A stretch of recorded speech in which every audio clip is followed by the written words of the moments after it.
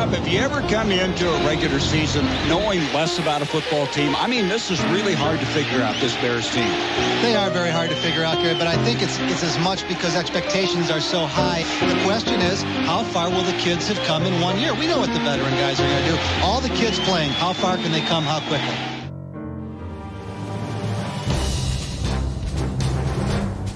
In their 81-year history, the fortunes of few Bear teams have been harder to predict.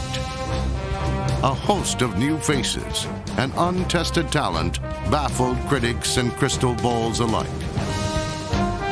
Only in looking back is it easy to see what an age-old tale they told. Fans watched like woeful parents as their Bears stumbled through the first half of the season with a penchant for turnovers and only one win to their name.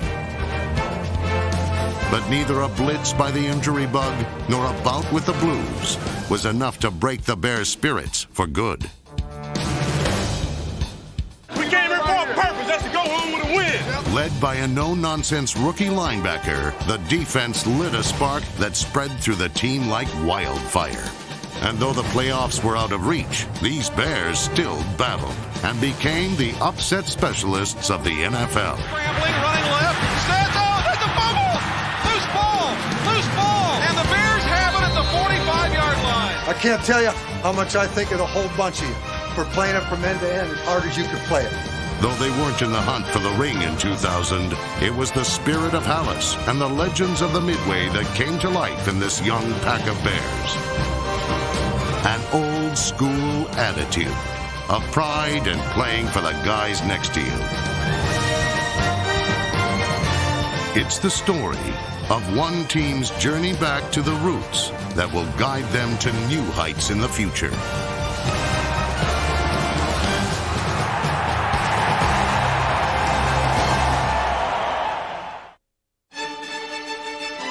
As the city of broad shoulders was being swept by the first hints of autumn, all eyes turned anxiously to the north as the Bears opened the 2000 season on enemy turf.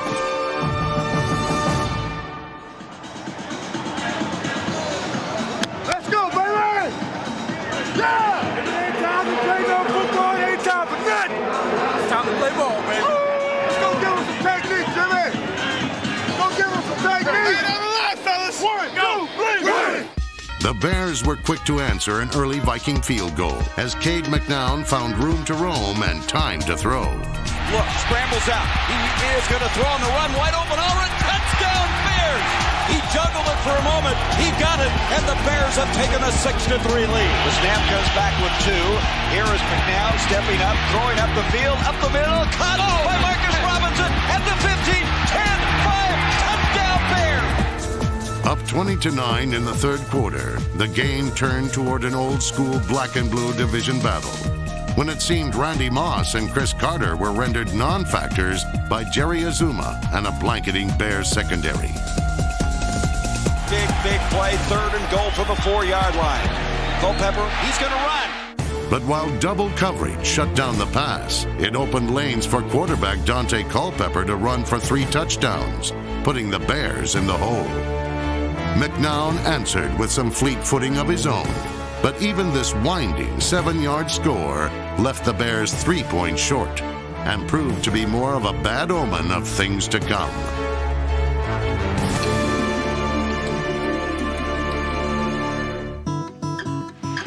Second down, 10 now.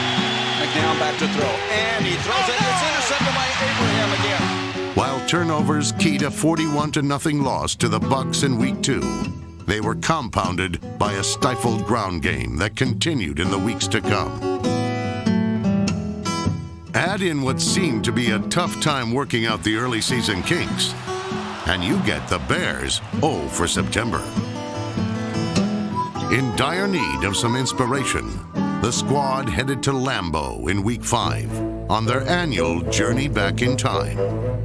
And in the 160th meeting between the oldest rivals in the NFL, the spirit of the Midway came to life from the get-go. This will be the first snap of the game.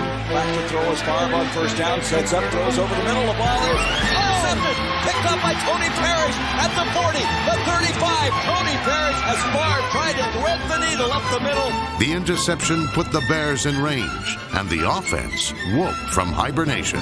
Keeper by Kate McNown. He's in. Touchdown. Looked like he was going to run the option. 2 fumble recoveries by Chicago added to a much-needed turnaround in the turnover war and set the stage as the Bears unloaded through the air. Down with a deep drop. Good throw. Steps up in the pocket. Runs out of it now. Now sets and throws. Throws up the field. The ball is going to be up for grabs. A jump ball caught by Marcus Robinson. He's on his feet. He's going to go in. Touchdown, Bears. What a remarkable jump ball that was. A few drives later, a key scramble by McNown from the Bears' 1-yard line skirted potential disaster and opened the door for a little deja vu. Second down, 8 yards to go. Cade back. Blitz coming. Gets it off. Wide receiver. Complete to Marcus Robinson. He's going to go far side, and Marcus Robinson with another huge play. 68 yards earlier. This will be 58 yards, and that's the big play, Hub. Robinson's 2 catches for 2 touchdowns put the Bears up. And as night fell on Green Bay, Captain Comeback's dreams were crushed with one bubble-bursting hit. This could be the game right here. Back to throws, Brett Favre. Backside pressure, he's sacked. The ball comes out, and that'll do it. While it was the Bears' first win, Coach Dick Geron made history, becoming the only Bear coach to win his first 2 bouts at Lambeau.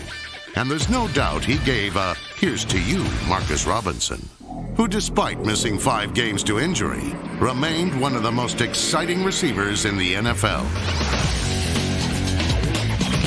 Number 88 led the Bears for the 2nd straight year in receiving yards and touchdowns, and continued to prove he's just as ready to battle over the middle as run down the deep ball. Though only in his 4th season, Robinson also served as a handy mentor for young guns Marty Booker, Kasim Cincino, Dwayne Bates, and rookie Des White, number 80, who showed their stuff in 2000 as well. White 10-5, touchdown, Bears! One of the kids just made a play. Along with the return of veteran Bobby Ingram from injury, the Bears' air attack will be ready for anything in 2001. And a snap back to Katie, bobbles it, picks it up, scrambles up to the field. He throws deep, near side Robinson, and guy fell down. Touchdown, Marcus Robinson. It seems no one's more ready than this rough and tumble pack of pass catchers to knuckle up for the fight back to the playoffs.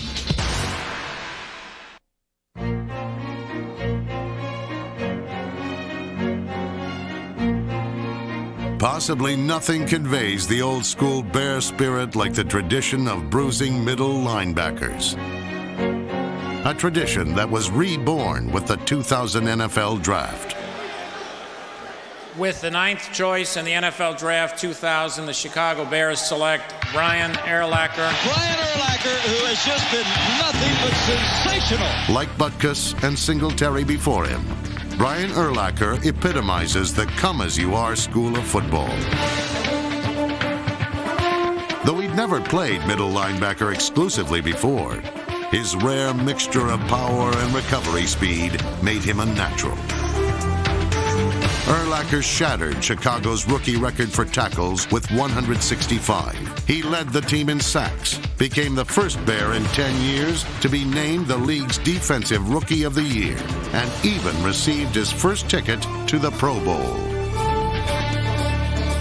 But kudos take a back seat to the role he plays in defensive coordinator Greg Blosch's revitalized unit. It was a challenging task with 7 of 11 starting spots featuring new faces. But by the end of the season, look out. Starting on the defensive line, Bear vets Brian Robinson, Mike Wells, and Jim Flanagan were joined by free agent Philip Daniels, number 93. Along with reserves Clyde Simmons and Van Tuene, the front wall was nothing short of the long arm of the law.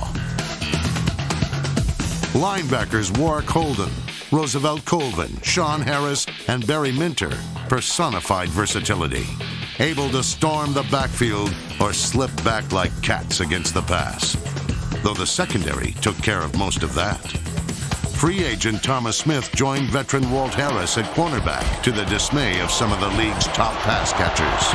Oh, come on! And safety Tony Parrish was again just as ready to clean an opponent's clock as snatch a stray pass. Intercepted by Tony Parrish. But the surprise of the year may have been second-round pick free safety Mike Brown, who joined Urlacher on the all-rookie team with over 100 tackles and a Johnny-on-the-spot quality that can't be taught.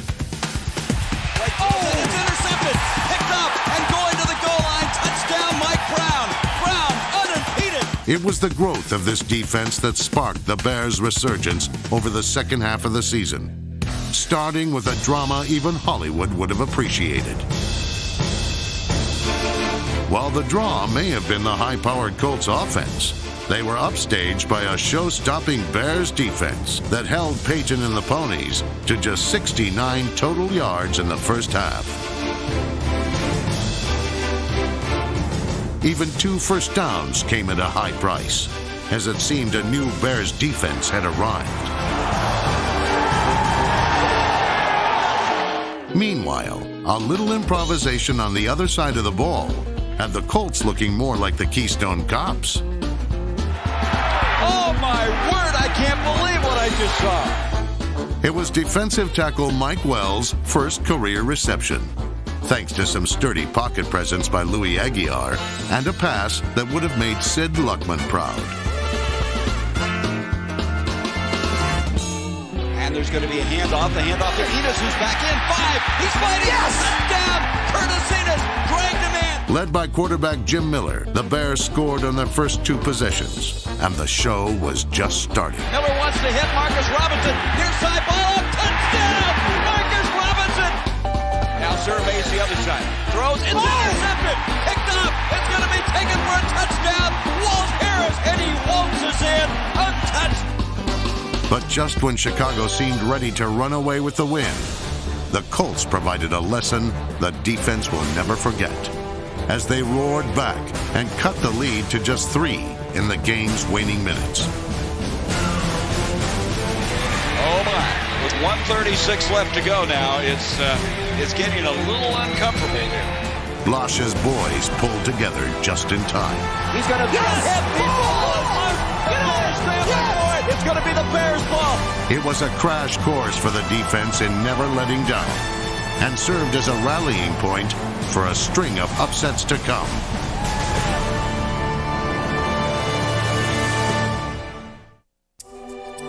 After being handed a 41-0 loss at Tampa in Week 2, the Bears' defense was wide-eyed and ready when the Bucs strolled into town, expecting another easy win on their way to the playoffs. The name of the game was payback, starting with one key turnover. Over the middle, picked up by Tony Parrish to the 20. And one All-American block by Brian Urlacher. Touchdown, he got a tremendous block that was able to spring him. The Bucs tied the game at 10 in the fourth quarter, but one more turnover set up the only other score the Bears would need. I'd be surprised if this doesn't have 5 or 7 yards to spare. And he's got it underway. It's long enough. It's good. Good call, Bob. I'll tell you, Paul Ettinger has really settled this kicking situation. And as Tampa drove in desperation, a familiar name put out the lights. Just the middle of the field. Intercepted. It's picked up by Brian Urlacher at the 30, 35, 40. He's hit hard. The ball comes out. Nice. And I think Walt Harris has it anyway. He's down. For the Bears, it was some sweet revenge. And while one-star rookie sealed the win, they couldn't have done it without one more. Boy, I tell you, Bobby has an interesting free-kick routine, doesn't he? Yeah, he does. After shuffling through 4 different place kickers in 1999, Chicago found an answer in 6th-round pick Paul Ettinger, who along with Urlacher and Brown received all rookie honors. And though his tackling style was as offbeat as his kicking stance, the Bears had enough big hitters on special teams to pick up the slack. The likes of Pat Manley, Frankie Smith, Ray McElroy, Dustin Lyman, and Kari Samuel led the charge. And even the young stars did their part in pinning opponents deep. On the flip side, Glenn Milburn once again made better field position for the Bears his specialty. Last season, he set an all-time Chicago mark for kickoff return yardage, passing Dennis Gentry in the record book. And while the special teams fireworks continued to thrill, the offense also got a spark late in the season when quarterback coach John Shoop took over as coordinator. The impact of the switch was felt in his first game in charge, as the offense found its rhythm behind Shane Matthews, and Matthews found his way into the record book, completing a club record 15 straight passes. Matthews looking, throwing up the field, and touchdown by Eddie Kennison. He bobbled it for a moment, dives into the end zone. But the biggest story of the day was the rebirth of the running game behind a gritty performance by James Allen, who carried the ball almost 40 times and scored 2 touchdowns. 10-10 to score. Handoff to Allen, running near side. He's to the 10, he's to the 5. Touchdown for the Bears. James Allen scoring at the top of the field. Here's an end-around fake. Matthews in trouble, dumps it, and it's a touchdown by James Allen. Boy, I'll tell you, it looked like Matthews is going to get dumped for a loss. He hits James Allen, and Allen now with a rushing touchdown and a touchdown catch. And he didn't forget about his cohorts in what was a return to the bruising ground attack of years past. It was thanks in part to John Shoop's turn-back-the-clock style of offense that the run came back to life in Chicago late in the season. But it was an impulse that was always there. Led by a veteran offensive line made up of Olin Kreutz, Blake Bruckermeyer, James Big Cat Williams, Todd Perry, and Chris Valario, Allen piled up 1,120 yards in 2000, becoming the club's first 1,000-yard rusher since 1997.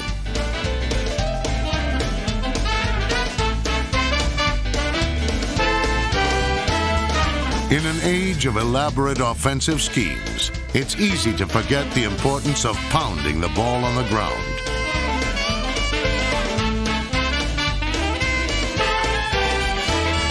It's the way football is supposed to be played, Big Cat Williams said.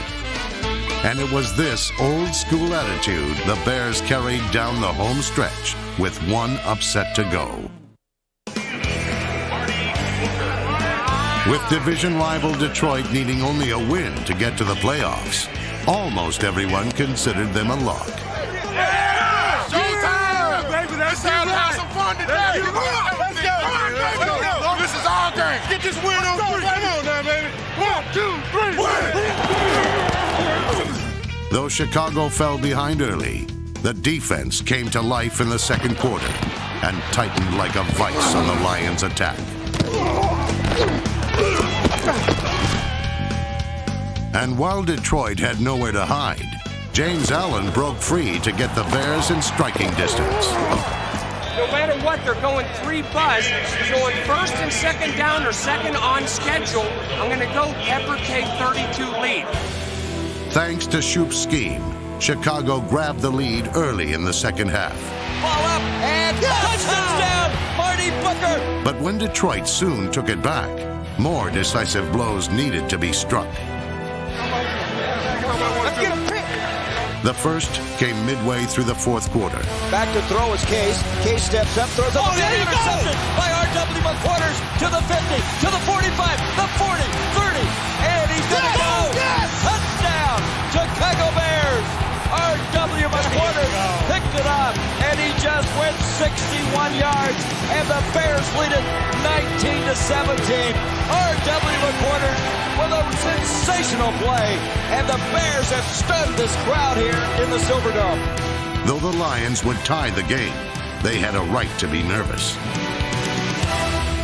You need to be very stingy with the ball, all right? Concentrate on protecting that ball. And with 39 seconds left, the play of the year came on a double corner blitz. Takes the snap, look out, pressured, dodging, scrambling, running left, stands out, that's a fumble! Loose ball! And the Bears now have a chance. From there, one clutch pass put the Bears in range for the final blow.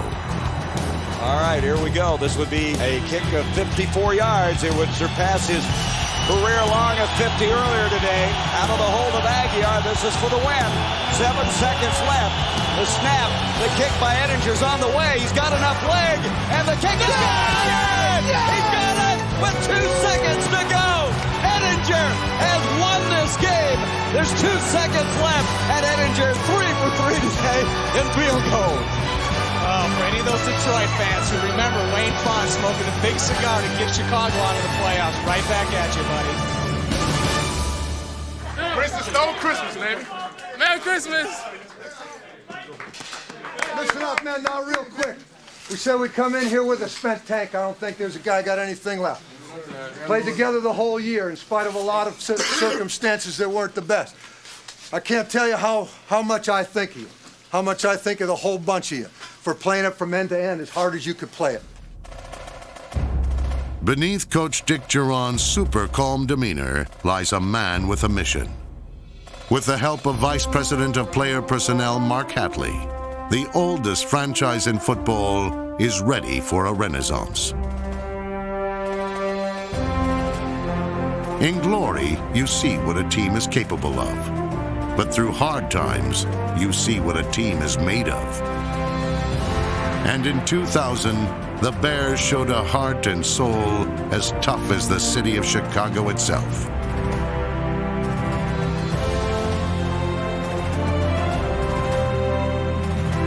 Call it a first step back to the top, laying the foundation on which all good teams are built.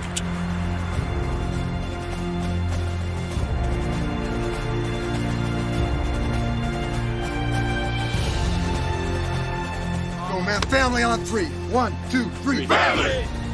And even as the next generation of Bears steps to the forefront, fans can also look ahead to the completion of a project that started with Papa Bear himself. Hallis's goal of a permanent home for the Bears will become a reality in 2003, thanks to the tireless efforts of team president Ted Phillips. The new stadium at Soldier Field will be a field of dreams for the Bears of tomorrow. Dreams that are already taking shape today. Built on a passion for the game and an old school attitude.